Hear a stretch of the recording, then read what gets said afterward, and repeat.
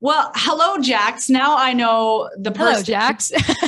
you're behind. I can't get an Instagram name, and now I know why. Sorry. I've got to say, I mean, I've obviously known about you. We have the same name. I've known about you through name and talent for a couple of years. It's such a pleasure to meet you. You're so good. Dude, Yeah, thank you. Name twins. Oh my gosh, I appreciate that. Thank you.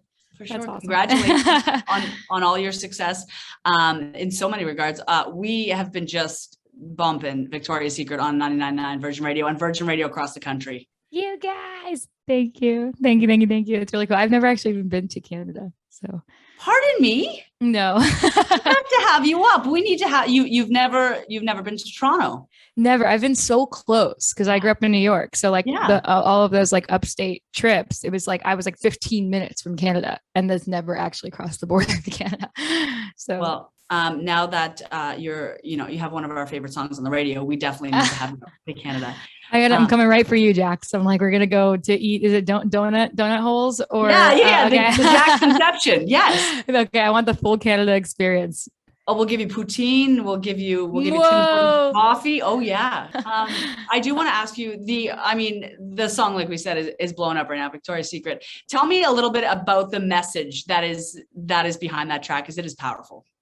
Sure. Thank you for asking because I feel like sometimes it's 50-50. I get people like really trying to find the drama in it, like me versus the company. And I'm like, no, the whole point was I I never felt actually ready to talk about my body or how I view my body or what I'd been through with eating disorders and the whole nine because am not like I don't today feel awesome about my body. So I felt like the day that would come is when I was like, yeah, therapy worked and Yeah.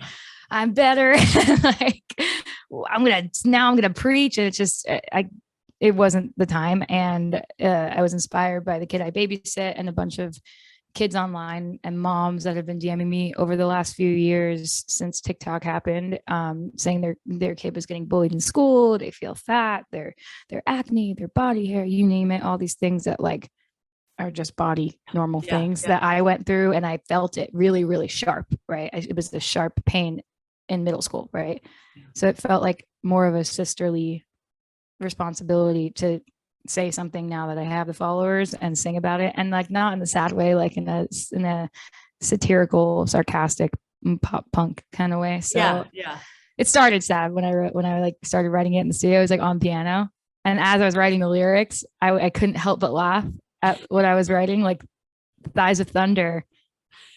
I mean, it's just hilarious, like silly, like really, really dumb, right? And that's something that bothered the crap out of me as a kid, like my boobs not being enough, being too fat or too skinny or this or that, whatever it was. And I was like, you know what, this is not a sad ballad, is it? This is a little bit of a raging like anthem song where I want people to kind of like sing it and laugh and take it back and take ownership and how they've been manipulated. So the goal was to maybe plant a seed in like our next generation of young little CEOs and hope that next time they compare themselves to another body they see in the media, they just go, haha, never mind, So fingers crossed. The thing about it's empowering, right? It's anthemic, it's empowering. I think it's incredibly important that you share that message, and in a way that's about celebrating your body in all of its shapes and forms. So I think that's a really beautiful and important thing that you did.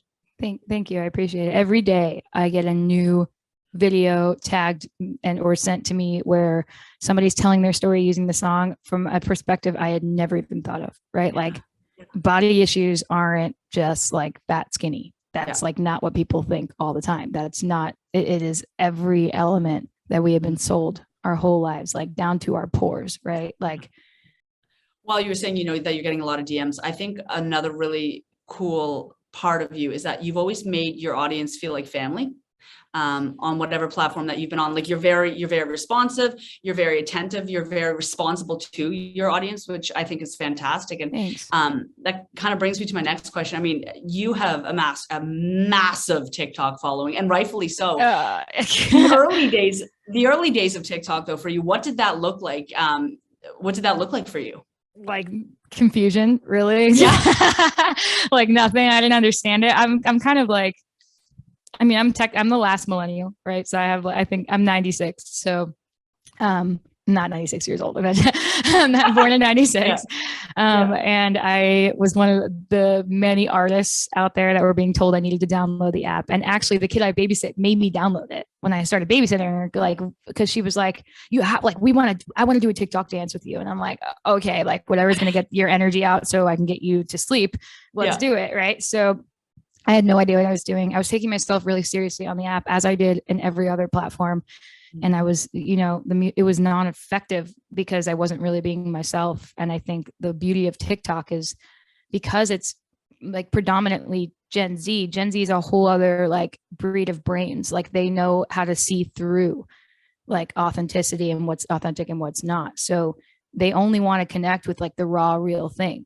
So I think I realized quickly that just being my goofy self and like just stupid in my sweatpants, like what I was not doing my whole life, because I was trying to be something that people like corporate people in the music business were telling me I needed to be.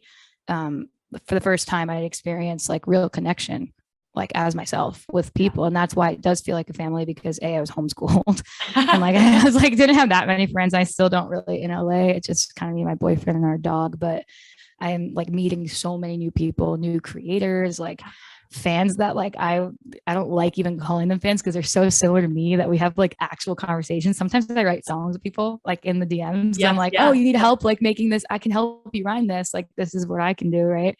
So there's just like, it is really an epic community on TikTok.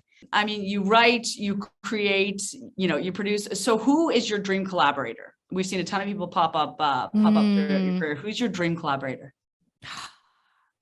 Like collaboration in what form? Like who would I want to like write a song with? Musically that you guys write and perform together. Yeah. Okay. I always wanted to work with Lady Gaga. Like that was a really big one. She was like a huge inspiration artistically growing up. Like I got to watch her make statements outside of music. Yes. Like like to think back of how much like noise it was when she wore a meat dress. Yeah. Yes. Right. And it was like, oh my God, ew, meat. Right. And then, I got older and I was like, wow, like what a powerful statement. She took like a moment in spotlight to make a point to say that I'm just kind of a piece of meat in this industry. And that was like, holy crap. Like there's so much I could be doing with a platform and I don't even know where to begin. She does it. Right. So like, I think Gaga would be a huge one. She's an icon. So. Well, we were just talking about manifesting. Let's manifest. Mother monster. Jax, and definitely not this Jax. Far less talented musically. The other Jax, the amazing Jax, and Lady Gaga. You're so lovely and so wonderful to talk to you. I know we have to wrap now, but I have a feeling that two Jaxes, we will cross paths again. I not only have a feeling, but I'm coming right for you when I get to Canada. I'm gonna need you to like. Give me a tour of Canada. Yes. I don't even know of Canada. I'll take you across the entire country. Great. I speak French badly, so that's same great. Bonjour. Bonjour. Au revoir. Well, thank you very much. It's such a pleasure. Keep doing what you're doing because it's so important. It's so wonderful, and it's so much fun. Thanks. Thank you, Jax. You too. That feels weird to say. Love you, Jax. Love you, Jax. Bye.